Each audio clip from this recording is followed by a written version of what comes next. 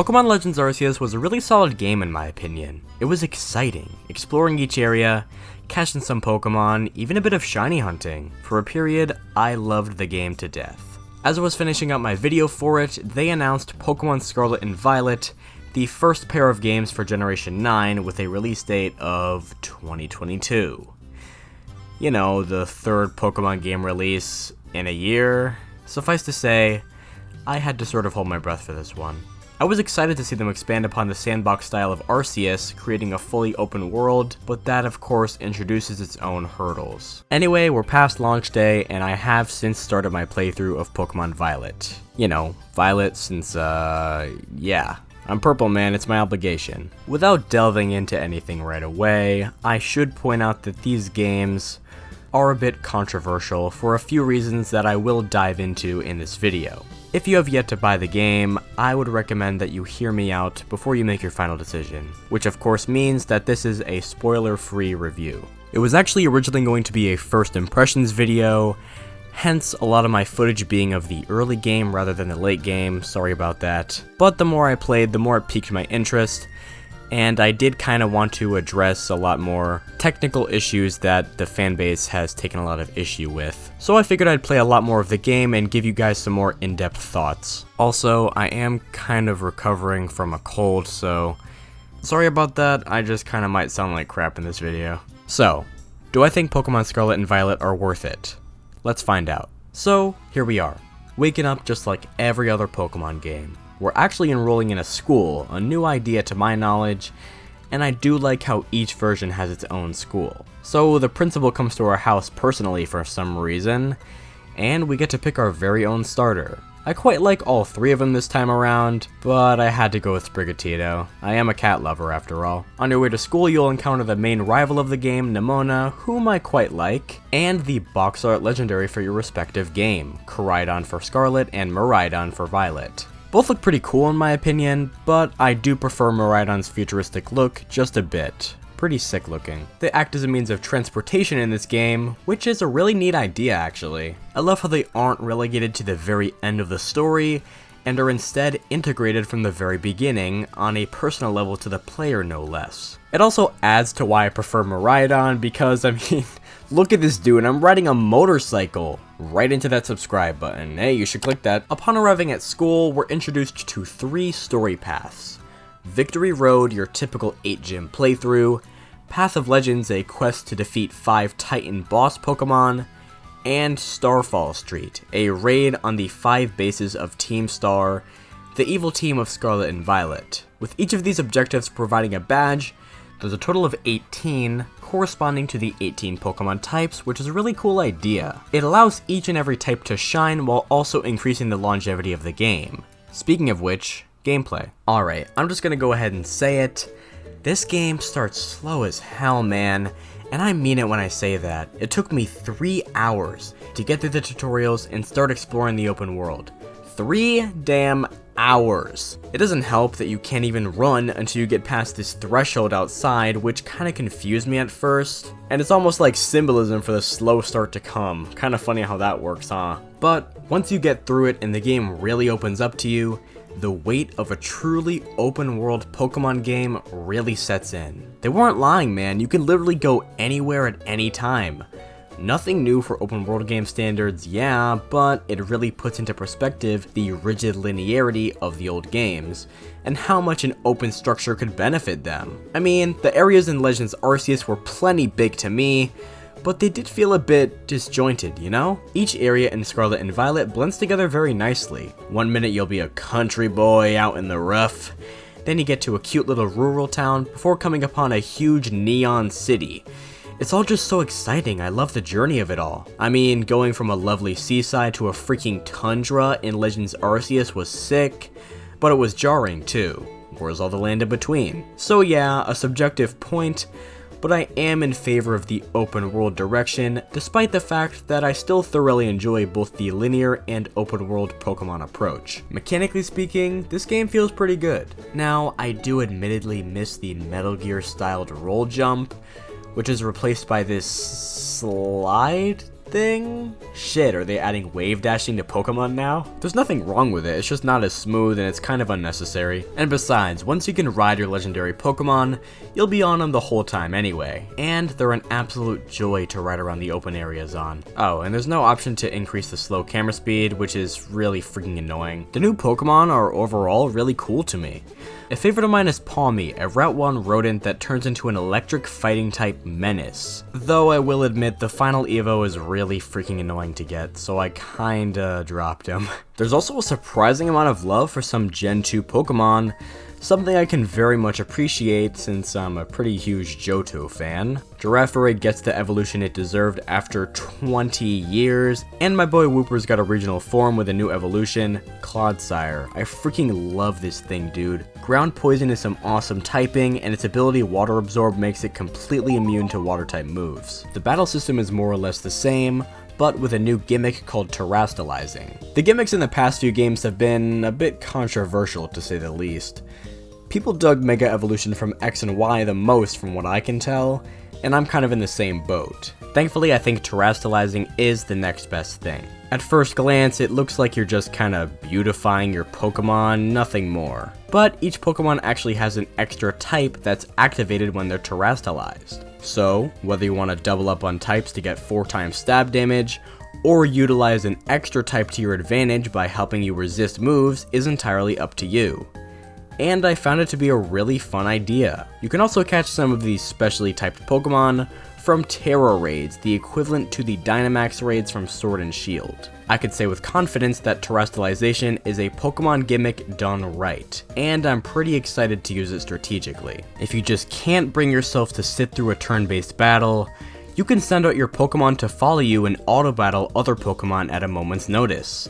This is called the Let's Go feature, not to be confused with the games, and it is pretty useful for those moments of laziness. Alright, now let's break down the 3 story paths, starting of course with Victory Road. That's right, we still got the 8 gyms just like any other Pokemon game, but rather than having to navigate gyms, defeating trainers along the way, there are these little hands-on challenges you must complete before facing the gym leader. In the Grass Gym's case, you play hide and seek with a group of Sunflora, with each one found around town adding to the amount that follow you around. Honestly, I think this is a pretty cute way of adapting to the open world structure of the game, utilizing the larger areas that would feel a bit empty with just a few trainers scattered around, so overall this story path is really fun. Next up is Path of Legends.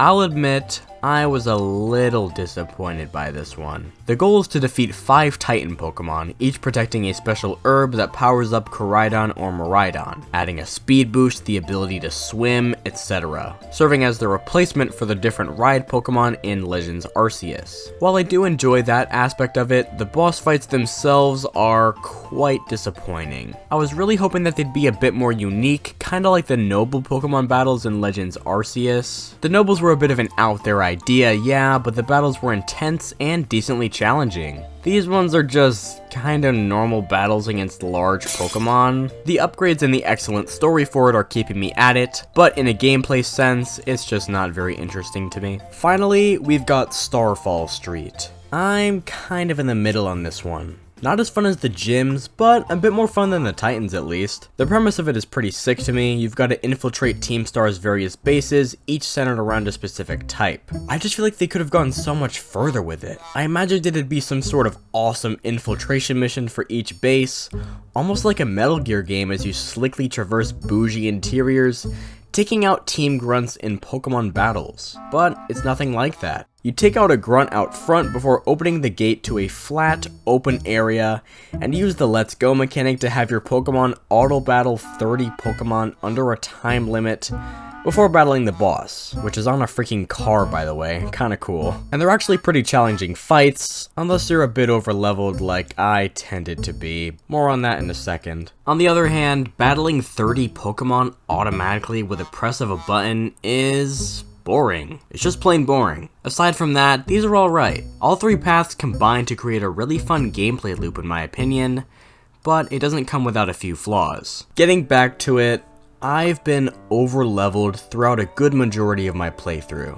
Now, I get it, this isn't necessarily the game's fault, The battles actually do pose a decent challenge when your levels are matched. But when I'm put in the very first open world Pokemon game, what do you expect me to do? Explore, man! The reason I was overleveled was for my yearning to explore every corner of the world and complete my Pokédex one catch at a time. Unfortunately, each catch and trainer battle along the way gives you XP, and that builds. In short, if you play your cards right, you won't be overleveled, but player choice is unfortunately pretty spat on by Game Freak. I mean, yeah, you can tackle any gym or objective in any order, but apparently they didn't see fit in having some sort of level scaling system. Seriously? What's the point in training your Pokemon for a high level gym early, then going back to an older one and one-shotting every Pokemon? Kinda takes a lot of the thrill out of it when they all drop like flies. Aside from that though, I think we all know where most people's gripes with this game lie. Of course, it's time to address the elephant in the room. No, not that one.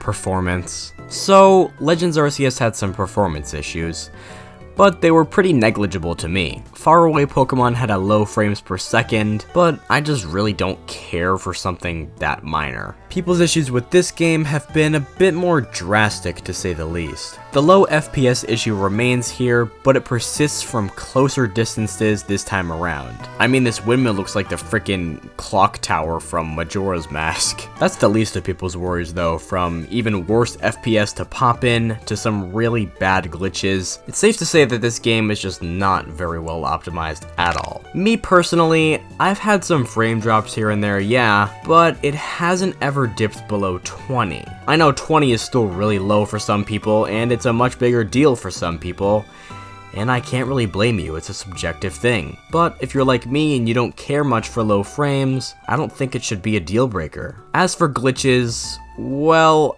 I can say for sure that I haven't had any as drastic as some of the ones I've seen. There were some points like right here where the geometry of the environment just didn't really agree with me walking, but these points were very far and few between, and after a while only really happened if I actively seeked them out. Listen, I'm not trying to say this game isn't buggy, because it clearly is.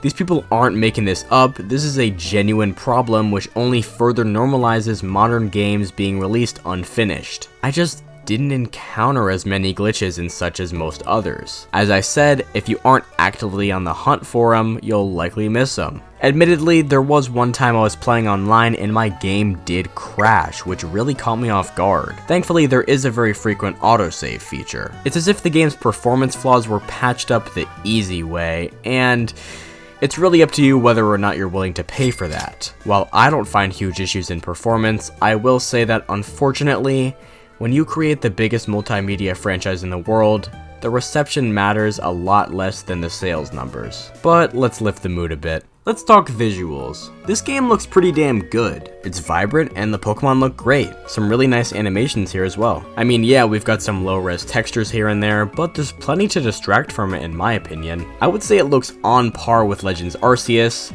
probably a little better actually, and I made it clear that that game looked perfectly fine to me. Scarlet and Violet strays away from the more cel-shaded Wind Waker look of Legends Arceus, which looks good for sure, but I understand them wanting to keep that style contained within the Legends series, assuming it becomes such. So yeah, the game looks pretty, which is good. Music-wise, no surprise here at all. The soundtrack is a freaking banger. The overworld themes do get a bit repetitive, which is not something I can say about Legends Arceus, but these battle themes are pretty incredible. The second I heard the Terror Raid battle theme, I thought of Toby Fox's music, and as it turns out, he worked on this game's soundtrack, including that song, and that just put a huge grin on my face. Some of my other favorites are the Gym Leader theme, which adds more instruments the further you are in the fight, really reminded me of the final level of Paper Mario.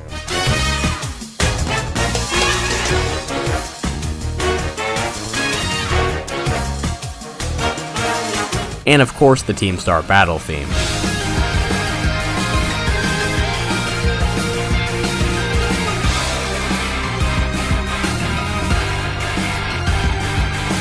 Overall, some really catchy tunes, as expected. So, Pokémon Scarlet and Violet undeniably have their pros and cons. Personally, I love the game in spite of its flaws, but whether or not you can look past the game's performance issues is entirely up to you. I think they're a bit overblown, as I sort of implied, but I'm just giving my 2 cents. Pokémon Scarlet and Violet are the fastest selling Nintendo games ever. 10 million copies in the first 3 days of release. That's freaking insane, dude. Sadly, Game Freak only cares about the sales numbers rather than the general consensus on each game, so I guarantee you the next Pokemon Gen is right around the corner in 2023. But what do you guys think? Will they release another 3 Pokemon games in 2023? Okay, I digress. While I would have loved to see what another year or 2 in the oven would do for them, Pokemon Scarlet and Violet are great games at their core. I love completing the decks, the storylines are fun to keep up with,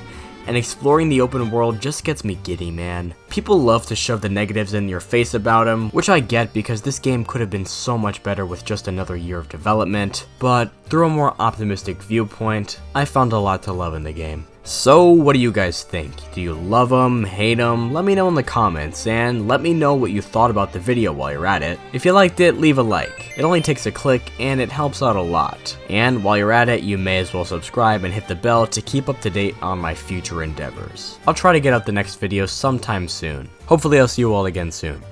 Bye.